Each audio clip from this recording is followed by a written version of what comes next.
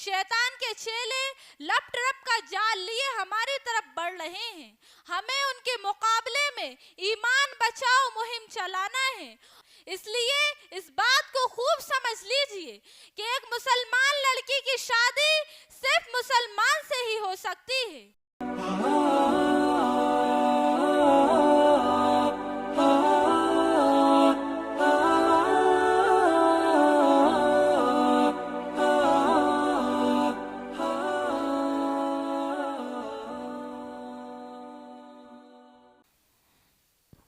نحمده ونصلي على رسوله الكريم أما بعد فأعوذ بالله من الشيطان الرجيم بسم الله الرحمن الرحيم يا أيها الذين آمنوا من يرتد منكم عن دينه فسوف يأتي الله بقوم يحبهم ويحبونه أذلة على المؤمنين أعزة على الكافرين يجاهدون في سبيل الله ولا يخافون لومة لائم ذلك فضل الله يؤتيه من يشاء والله واسع عليم صدق الله العظيم. محترم صدر جلسہ، معزز اساتذہ کرام، مہمانان اعظام اور عزیز طالبات، السلام علیکم ورحمۃ اللہ وبرکاتہ. آج کی اس پرنور محفل میں جس موضوع پر لب کشائی کرنے کی جسارت کر رہی ہوں وہ موضوع سخن ہے مسلم بچیوں کا ارتداد، اسباب و علاج. معزز سامعات ذی وقار، ہمارا سب سے قیمتی سرمایہ ایمان ہے. اگر یہ نعمت عظمیٰ ہمارے پاس ہے تو کل کائنات کی دولت ہماری، اور اگر دل سے ایمان، اللہ کی ذات سے نسبت اور رسول اللہ صلی اللہ علیہ وسلم کی محبت نکل جائے تو یہ کائنات اپنی تمام تر وسعت، خوبصورتی اور رونق کے باوجود اندھیر نگری سے زیادہ کچھ نہیں. اس لیے ہمیں اپنے ایمان کی بڑی قدر کرنا چاہیے. لیکن آج ایمان سب سے معمولی چیز بن کر رہ گیا ہے. دنیا اور اس کے چند ٹکوں کے عوض دین و ایمان کا سودا کیا جا رہا ہے. اور سب سے بڑی ٹریجڈی یہ ہے کہ ہماری بہنیں کسی بے ایمان کے عشق کے دام فریب میں پھنس کر صرف اپنی حیا اور جوہر عصمت ہی نہیں بلکہ اپنا ایمان و یقین، اللہ کی ذات پر اعتماد، رسول اللہ صلی اللہ علیہ وسلم سے عشق و شائستگی اور اپنی قوم کا وقار و عزت سب کچھ گنوا رہی ہیں. کتنے دکھ کی بات ہے، صرف ایک دو نہیں، سینکڑوں مسلمان بچیاں دنیا کے چند ٹکوں کے واسطے معمولی عیش و عشرت اور گاڑی بنگلے کی خواہش میں اپنے ایمان کا سودا کر رہی ہیں. مجھے سمجھ نہیں آتا میں کن الفاظ میں اس بے غیرتی اور دین سے دوری کی مذمت کروں. معزز سامعات، رسول پاک صلی اللہ علیہ وسلم نے 1500 سال پہلے فرما دیا تھا، بادروا بالاعمال فتنا كقطع الليل المظلم يصبح الرجل فيها مؤمنا ويمسي كافرا ويمسي مؤمنا ويصبح كافرا يبيع دينه بعرض من الدنيا. نیک اعمال میں جلدی کرو اس سے پہلے کہ فتنے رات کے اندھیرے کی طرح آئیں. اس زمانے میں انسان صبح کو مومن ہوگا اور شام کو دولت ایمان سے محروم ہو جائے گا. شام کو مومن ہوگا اور صبح تک کفر کے تندور میں جا گرے گا. آپ خود غور کیجئے، کیا آج ایسا نہیں ہو رہا ہے؟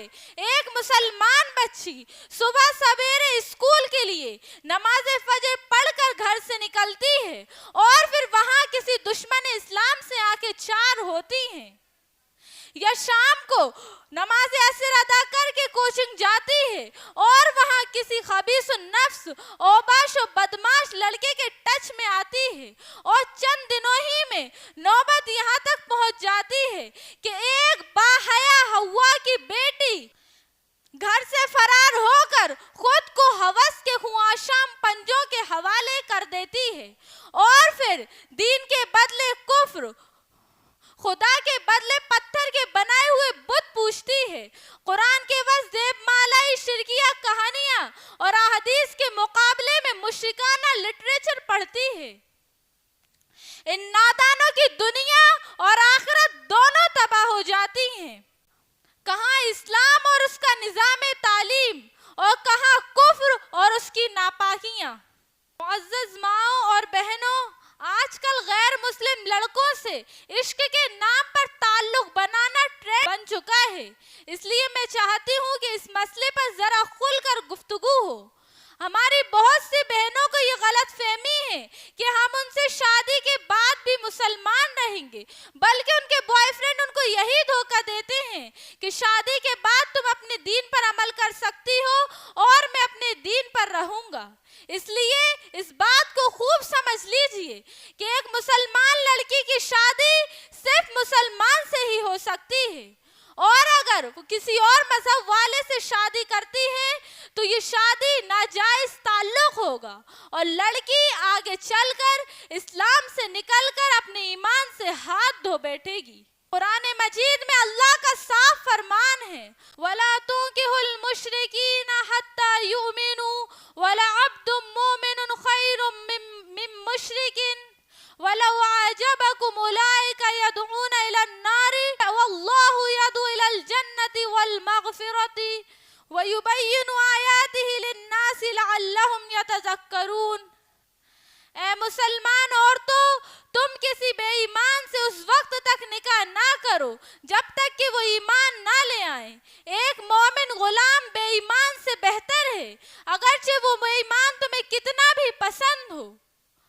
وہ لوگ تمہیں دوزخ کی طرف بلاتے ہیں اور اللہ تمہیں جنت اور گناہوں کے معاف کرنے کی طرف بلاتا ہے۔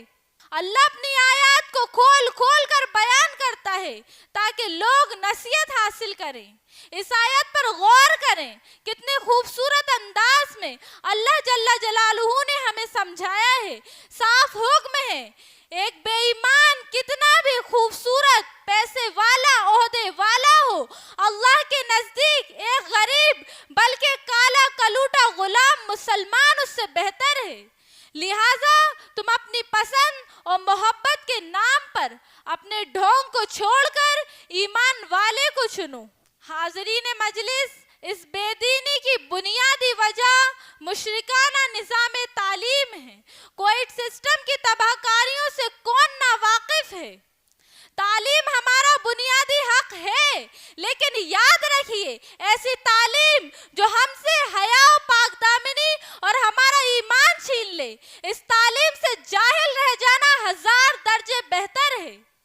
اس لیے اپنے بچوں کی تعلیم کے لیے سیپریٹ اسکول اور کوچنگ سینٹرز کا انتخاب کیجیے۔ کہیں ایسا نہ ہو کہ حد سے آگے بڑھنے کا جنون ہمیں شرمندہ کر دے۔ سرفراز بزمی نے درست کہا تھا، اللہ سے کرے دور تو تعلیم بھی فتنہ، املاک بھی، اولاد بھی، جاگیر بھی فتنہ۔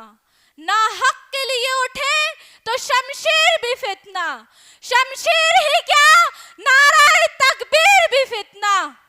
اسکولوں کالجز میں پڑھنے والی شہزادیوں، آپ بہت قیمتی ہیں۔ ہماری قوم کا مقدر و مستقبل آپ کے آنچل سے وابستہ ہے۔ ذرا سوچئے، آپ بہک جائیں گی تو کون اس بدحال قوم کو سہارا دے گا؟ ہمارے مشفق والدین، غیرت مند بھائی اور قوم کے لیے تڑپنے والے دردمند لوگ آپ کی طرف امید کی نگاہ سے دیکھ رہے ہیں۔ سب نے اپنی آرزوؤں کی جھولی پھیلا رکھی ہے۔ انہیں یقین ہے کہ آپ پڑھ لکھ کر مسلم امپاورمنٹ کا کام کریں گی، اور اگر ایسے میں امید کی اس ڈور کو آپ خود اپنے ہاتھ سے کاٹ دیں گی تو مجھے بتائیے کون ہیں جن کے سہارے یہ حضرات دجالزم سے مقابلہ آرائی کریں گے؟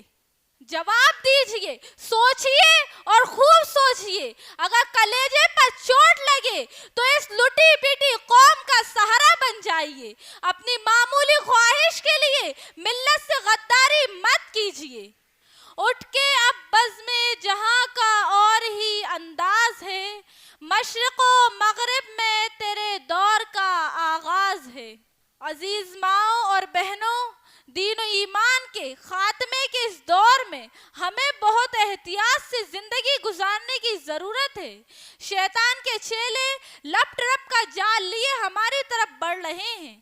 ہمیں ان کے مقابلے میں ایمان بچاؤ مہم چلانا ہے اور ان نادانوں کو بتانا ہے کہ ایک مسلم بہن کی عزت و آبرو اور دین و ایمان ایسی معمولی چیز نہیں ہے جسے اس طرح کی گھنونی مہم کے ذریعے چھینا جا سکے۔